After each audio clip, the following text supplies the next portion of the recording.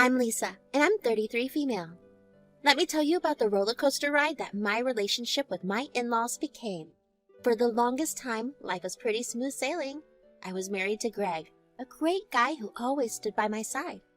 We had a decent relationship, and it felt like everything was fine. But then, things started to change, and not in the best way. It was like a switch had been flipped, and my once warm relationship with my in-laws, Yasmin and Terry, turned icy cold. It was baffling to say the least.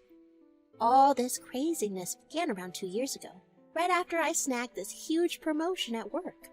Suddenly, my bank account was beefed up, and it seemed like life was going perfectly. Yet, it was around this time that my relationship with Yasmin and Terry took a nosedive. I couldn't wrap my head around it. You'd think that they'd be thrilled for me, maybe even a little proud, but nope. They acted like I committed some kind of crime by succeeding in my career. It's not like I was throwing money in their faces or anything. I was just living my life and doing my thing. It was weird, to say the least. Honestly, I figured they were just dealing with some jealousy or insecurities of their own. I mean, they were in their 60s, and maybe seeing their daughter-in-law thriving while they were getting older hit a nerve. Who knows, right? Anyway, their attitude was so confusing that I couldn't help but gripe about it to Greg. I'd be like, "Hey babe, why are your parents so weird with me lately?" And you know what his go-to response was? "They're probably just tired, babe. Don't think about it too much." I mean, seriously? What kind of answer is that? I'd look at him like, are we even on the same planet? But one day, when I had almost given up on ever getting a proper answer, Greg finally sat me down for a heart-to-heart. He told me that, well, there was something I didn't know. It turns out that before we were even dating, Yasmin and Terry had struggled with some financial issues. They had started up a business that unfortunately went under. And it was their dream to live a rich life, but they settled for much less when Greg was born. And just when I thought that was it, there was more to the story. After Greg finally spilled the beans about his parents' financial struggles, he dropped another bombshell on me. Terry, my father-in-law, had been dealing with some health issues too, but he was the kind of guy who likes to keep his problems to himself, pride and all that. Honestly, my heart just sank when I heard that. I mean, it made sense now. All those odd behaviors, the bitterness, but there was still a nagging question in my mind. Why didn't they just come out and say it? We were family, and families help each other, right? Why did they feel so strongly about keeping it to themselves? And more importantly, why couldn't they grow up and stop treating me like crap because of their insecurities? Greg explained that he tried to convince them to let me in on their struggles before, but every time he did, it turned into a huge argument. I mean, their pride was really a stubborn thing. And that's why it took so long for Greg to finally come clean with me. I was kind of dumbfounded, you know? On one hand, I understood where they were coming from now, the whole insecurity thing, but on the other hand, I couldn't help but feel a little frustrated. I mean, I was more than willing to help. Why wouldn't they just let me? After that conversation, I felt a mix of emotions. Empathy for their situation, confusion over why they wouldn't ask for help, and a little irritation because it felt like they were pushing away the support they so obviously needed. But at least I had a clearer picture of the whole situation. I decided to take matters into my own hands. I figured maybe they needed someone to bridge the gap, someone who wasn't directly involved in the whole pride thing. So one day, I mustered up my courage and sat down with Yasmin and Terry. I brought up their changed behavior and shared what I learned from Greg. I told them how much I cared about them and how much we were willing to help. It was a tough conversation, but I could see the relief in their eyes as they finally let their guard down. So, guys, I'll admit I didn't come here to catch up. Oh? Yes, I'm afraid there's something serious we need to discuss. What is it, Lisa? Well, Yeah, what's on your mind? I've noticed that things have been strained between us lately, and I just want to let you know that I'm here to support you both. You're family, and we're in this together. What are you talking about? We're fine. Drop the front, guys. Greg told me everything. About the failed business, about Terry's health. I know about it all. I wish you would have told me sooner. I can help you. Look, Lisa, we appreciate your concern, but we're handling things. I get that, Terry, but I know about the financial situation you're going through, and I want you to know that it's okay to ask for help. We're family, and we're here for each other. Greg shouldn't have told you. This is none of your business. Terry, I just want to help. We can work through this together. We don't need your help. We don't need your money. It's not about the money, Yasmin. It's about being there for each other. Why don't you understand that I care and want to help? Stop pretending like you care. You're just trying to make us feel pathetic. No, that's not true. I care about you both. I want to support you. Oh, so you're just our savior now. You want to feel good about yourself? No, ma'am. That's not it at all. I genuinely care about you both and want to help ease the burden. Well, we don't want your help. We don't want your pity. Terry, please listen. I'm not trying to pity you. I just want to be there for you. You think you can just waltz in here and solve all our problems? We don't need your charity. I'm not trying to solve everything. I just want to be a support system for you. We're family, and we should be able to rely on each other. Get out! Just leave! I'm sorry if I'd upset you. I didn't mean to intrude. I'll go. Go then. Go then. We don't need you here. All right. Just know that I'm here for you if you change your mind. After the tense confrontation with my in-laws, I felt defeated and disheartened. My intentions had been pure, but it seemed like I had only stirred up more trouble. When I returned home and confessed to Greg what I had done, he was understandably upset for going behind his back, but he could also see the sincerity behind my actions. He cautioned me, however, that dealing with his parents was a delicate matter and that I needed to be careful in approaching such topics. His words resonated with me, and I realized that I couldn't force anyone to accept help they didn't want. It was difficult to see Terry and Yasmin struggling and not be able to do anything, but I knew I had to respect their wishes, even if I thought they were being stupid and childish. I decided to focus on my own life and move forward.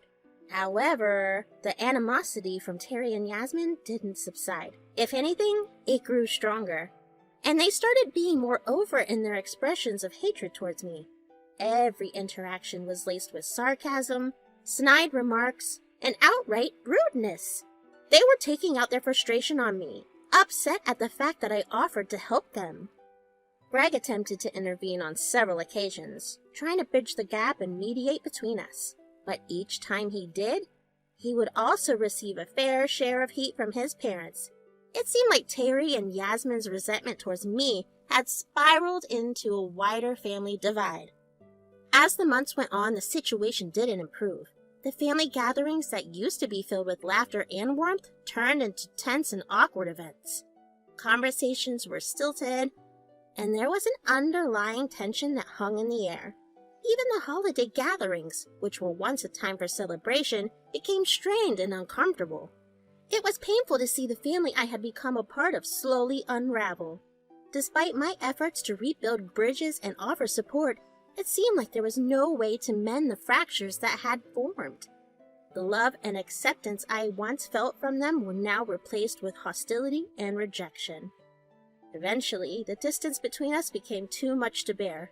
Greg and I started attending family events less frequently, opting instead to spend time with our friends who brought positivity into our lives. As time went on, Greg and I found ourselves in a delicate balancing act, trying to maintain our own happiness while navigating the strained relationship with his parents. Greg often confided in me about how much he missed the closeness he once shared with them. He would express his frustration, wondering why they had become so distant and cold. I would listen to him, offering words of comfort and assurance. I reminded him that we had done nothing wrong. Their bitterness wasn't our fault. It was their own insecurities and issues that were causing this divide. I encouraged him not to blame himself for their behavior. One day, Greg dropped a bombshell that left me stunned. He had managed to have a conversation with his parents, hoping to bridge the gap and find a way back to the bonds they used to share. But their response had left him reeling. They had laid out a condition of reconciliation that was completely unexpected and unreasonable. They told me they'd only be happy with me again if I divorced you. Greg confessed, his voice filled with disbelief and hurt. My heart sank as I processed his words. The idea that his parents would demand something so extreme just to mend their relationship was beyond comprehension. It was at that moment I understood just how crazy they were. Greg's eyes had a mix of frustration, sadness, and anger. He made it clear that divorcing me was out of the question. He reassured me that he loved me deeply and was committed to our marriage, but it was evident that his parents' rejection was still taking a toll on him. The fact that they were willing to jeopardize their relationship with their own son over resentment towards me was a difficult pill to swallow. As I looked at my husband, the man I had loved more than anything, I couldn't help but feel a mixture of emotions. Anger at his parents for putting him in such an impossible situation, sadness for the pain he was going through, and frustration that our attempts at reconciliation had hit such a roadblock. I reached out and held his hand, offering whatever comfort I could. I reminded him that we couldn't control his parents' actions or feelings, but we could control our own. We could choose to focus on our own happiness and the love we shared. We could build a life together that was free from toxicity and negativity that his parents were bringing into our lives. A couple of days went by and a heaviness settled over me, and I couldn't shake off the sense of unease that had been clinging to me for the past few days. I decided to take a break from work and spend the day at home, hoping that some solitude and housekeeping would help clear my mind and remove the stupid malaise I was feeling. I moved around the house, tidying up rooms and finding solace in the simple act of cleaning. In a way, it provided a distraction from the complexities of life. But as I checked the mail, my day took an unexpected turn. There was a letter from Terry and Yasmin, addressed in a way that sent a chill down my spine. Open after divorce. My heart raced as I considered the implications. It was as if the universe had conspired to amplify all the doubts and worries that had been plaguing me recently. Did this mean that Greg was seriously considering divorcing me? Was he so swayed by his parents' demands that he actually contemplating leaving our marriage? With shaky hands, I brought the letter inside and carefully tore it up. As I read the words on the page, my initial shock turned into a mixture of disbelief and anger. Terry and Yasmin had chosen to leave the city and visit a prestigious private hospital to address Terry's medical issues. That in itself wasn't the problem. What stunned me was their audacity in suggesting that the solution was for Greg to divorce me and take my money to pay for their extravagant medical bills. My emotions went from confusion to frustration. It was as if they were trying to exploit our situation for their own gain, without any consideration for the impact on our lives. Their actions felt manipulative and self-serving, and I couldn't understand how they could expect Greg to carry out such a heart-wrenching decision. I felt my determination surge within me. I refused to let their manipulation and toxicity continue to affect our lives. It was time to take a stand, not just for Greg and me, but for our future together. I couldn't stand by and watch them tear apart our marriage and exploit our feelings for their own gain. At that moment, I knew I had to confront this head on.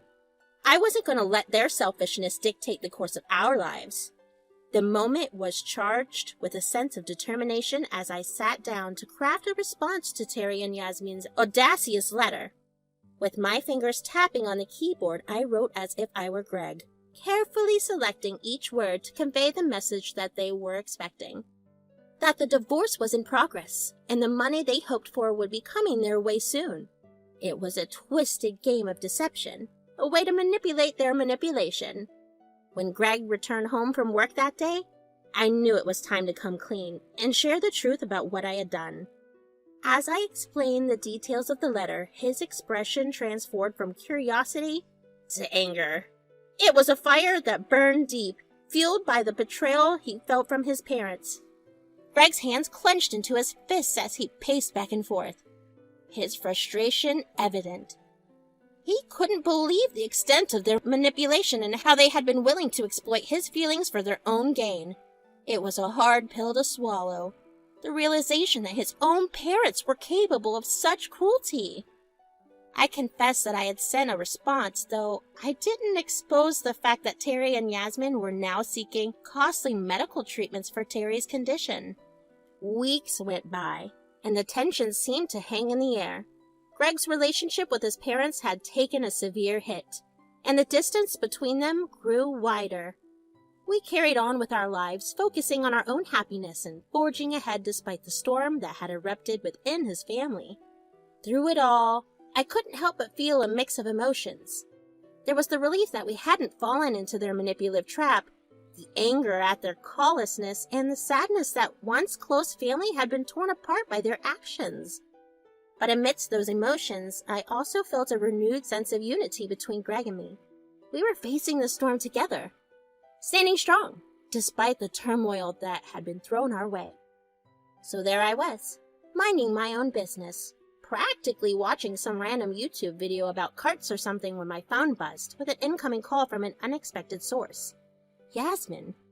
Now, let me just say I hadn't heard from her in a hot minute, and after everything that went down, I was more than a little surprised to see her name pop up. I answered with caution in my voice. Hey. Lisa, it's Yasmin. She said, her voice kind of shaky like she was holding back a tidal weight of emotions. I need to talk to you. It's something important. I leaned back in my chair, curiosity piqued and a bit wary. All right, spill the beans, Yasmin. What's going on?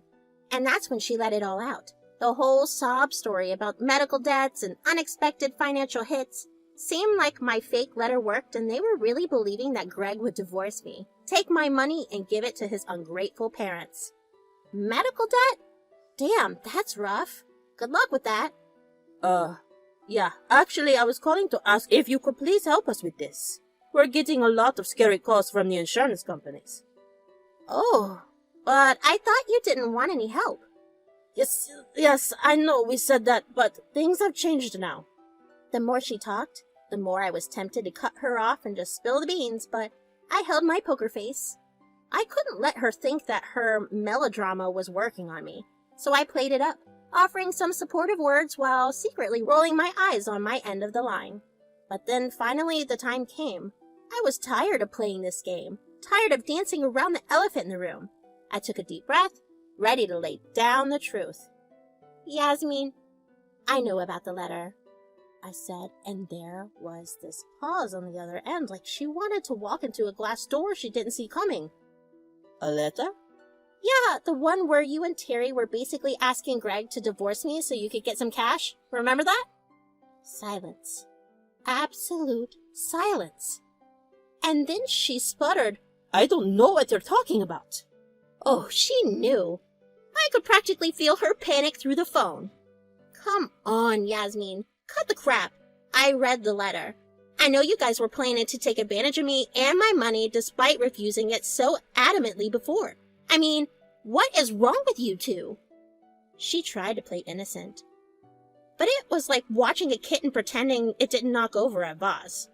I don't know how you could say that. We were just trying to figure things out. So you thought the best way to figure things out was to ask my husband to divorce me and take my money? I could hear her fumbling for words on the other end, like she was trying to find an excuse that wouldn't make her sound like the villain in some B-grade movie. Look, Yasmin, I get it. Times are tough, but manipulating your son and trying to use me like some sort of ATM, that's low. And there it was, the truth hanging in the air, like a heavy fog that wouldn't lift. I wasn't about to let her off the hook. She crossed a line, and she needed to know it. We went back and forth for a while, her trying to explain herself, me not buying it for a second. But as the conversation dragged on, it became clear that there was no reasoning with her. She was desperate, and that desperation was making her lash out. Well, we tried to contact Greg himself, but he isn't answering. That's why I called you. Greg isn't answering because he blocked the both of you. I told him about your letter, and he was disgusted with the two of you. Lisa, please, let's talk about this like adults. I'll come over right now. Don't bother. Tell Terry I wish him all the best, but I can't give you two money, and if I see you again, it will be too soon. Now get off my back before I get a restraining order on you two crazies. I finally ended the call, my head spinning from the whole circus act. It was exhausting, dealing with someone who thought they could pull wool over everyone's eyes. But I wasn't about to let her get away with it. The truth was out, and she couldn't hide behind her lies anymore. I'm glad I got my revenge. Those two clowns both deserved it.